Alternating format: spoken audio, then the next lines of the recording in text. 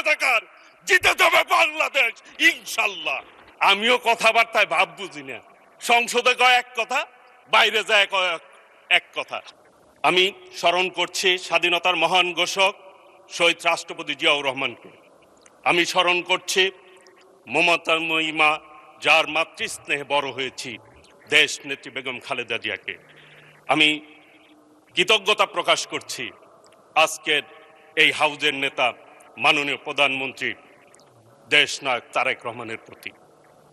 আমি কৃতজ্ঞতা প্রকাশ করছি আমার টাঙ্গাইল ৫ এলাকার যে জনগণ আমাকে ভোট দিয়ে এই সংসদে পাঠিয়েছেন, তাদের প্রতি আমি কৃতজ্ঞতা প্রকাশ করছি।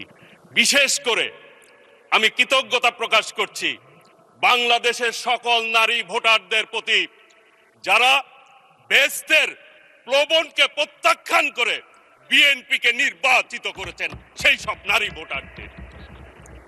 মাননীয় স্পিকার, নতুন সংসদ সদস্য তো, সেই জন্য একটা কথা বলতে চাই। আমি কি কাউকে মুনাফেক বলতে পারবো এই সংসদে? না, পারবেন না। আচ্ছা, আমি মুনাফেক বললাম না কাউকে। মাননীয় স্পিকার, জুলাই সনদ নিয়ে কথা হচ্ছে, এই সংসদে আইন পাশ হবে। আমরা আইনের পাশ করার জন্যই জনগণ আমাদেরকে পাঠিয়েছে। আইনের বিপক্ষে কথা বললে হবে? আইনের পক্ষে কথা বলতে আসুন, আইন নিয়ে কথা বলুন। ওনারা বেল আইনে চলতে চায়, কোনো আপত্তি নেই। মাননীয় স্পিকার, জুলাই আন্দোলন নিয়ে কথা হয়েছে। আমি ওই সময় জেলখানায় ছিলাম। জামাতের সাধারণ সম্পাদক গোলাম পারোয়ার সাহেব আমার পাশের সিটেই ছিলেন। আমি ম্যাক্সিমাম সময় তাকে আমার বালিশটা দিতাম তাদেরকে শোয়ার জন্য। মাননীয় স্পিকার, আমি এরপরে যখন বের হই, এক টেলিভিশনে দেখলাম শিবিরের সভাপতি বলছে উনি নাকি ওই টাইমে বাজার করেছেন, আর ছাত্র দলের সভাপতি রাস্তায় আহত হয়েছে পুলিশ দ্বারা। তাহলে জুলাই আন্দোলন নিয়ে কার কি ভূমিকা? এই আওয়ামী লীগের মতো আচরণ।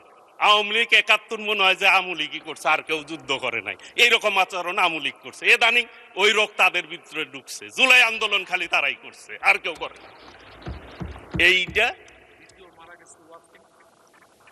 এইটা বলে আজকের এই সংসদ ঐক্যবদ্ধতা সংসদ।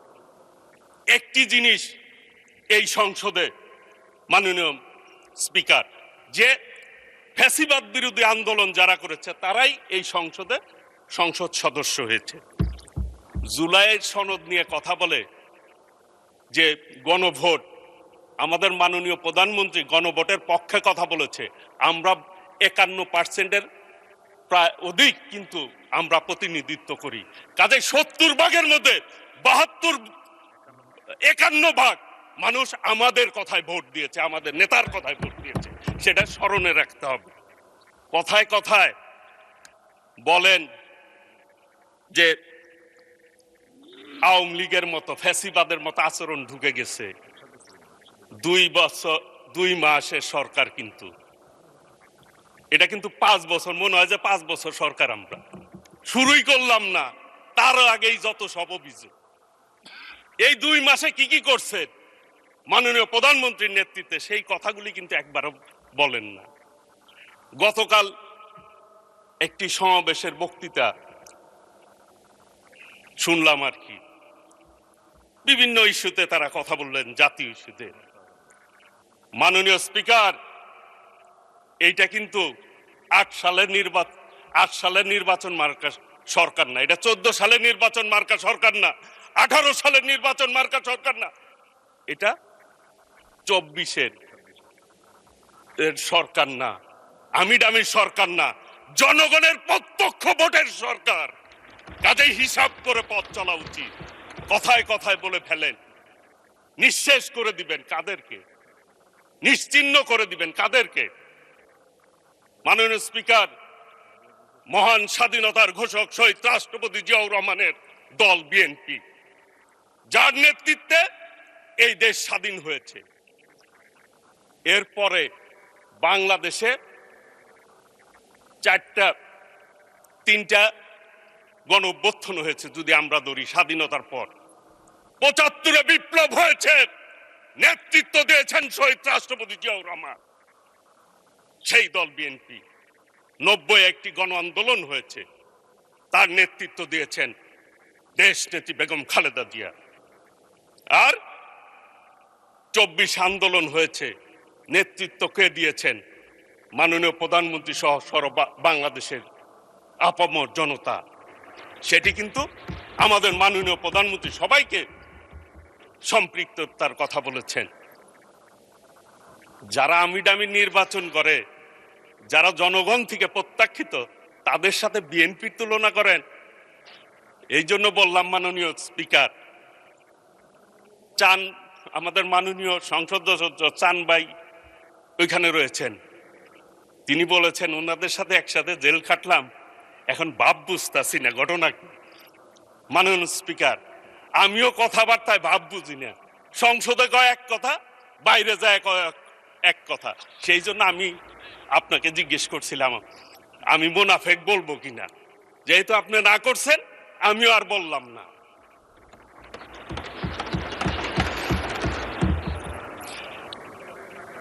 একটি কথা বলতে চাই, এই ২ মাসে বিএনপি যে কাজ করেছে, যে কাজে হাত দিয়েছে, অন্য কোন সরকার মাননীয় প্রধানমন্ত্রীর জায়গায় থাকলে এই ধরনের সাহস করতো না। মাননীয় সদস্য, আপনার সময় 2 মিনিট বাড়ানো হলো, আর বাড়ানো হবে না। 2 মিনিটের মধ্যে সাম আপ করেন। Thank you. মাননীয় স্পিকার, ধন্যবাদ আপনাকে 2 মিনিট সময় দেওয়ার জন্য। আপনার এলাকায় আমি নির্বাচন করতে গিয়েছিলাম, উপনির্বাচন, সেই জন্য আপনি 4 মিনিট দিতে পারতেন আমাকে। মানে স্পিকার, 2 মিনিটের মধ্যেই শেষ করব।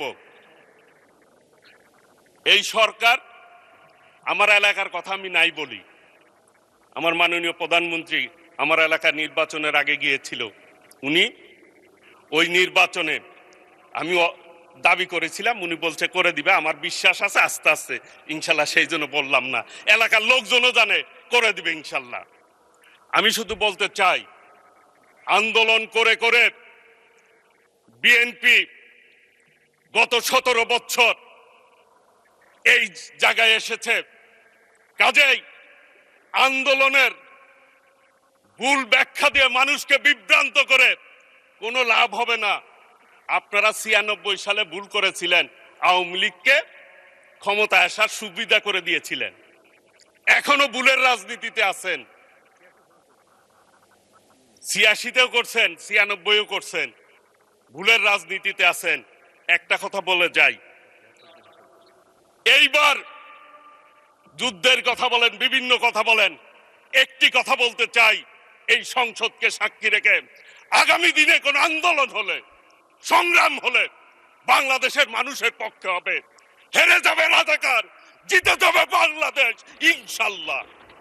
কাজেই আগামী দিনে আসুন ঐক্যবদ্ধভাবে এই সংসদকে জনগণের প্রত্যাশা অনুযায়ী আমরা আমাদের বিবেককে সামনে রেখে আমরা কাজ করি।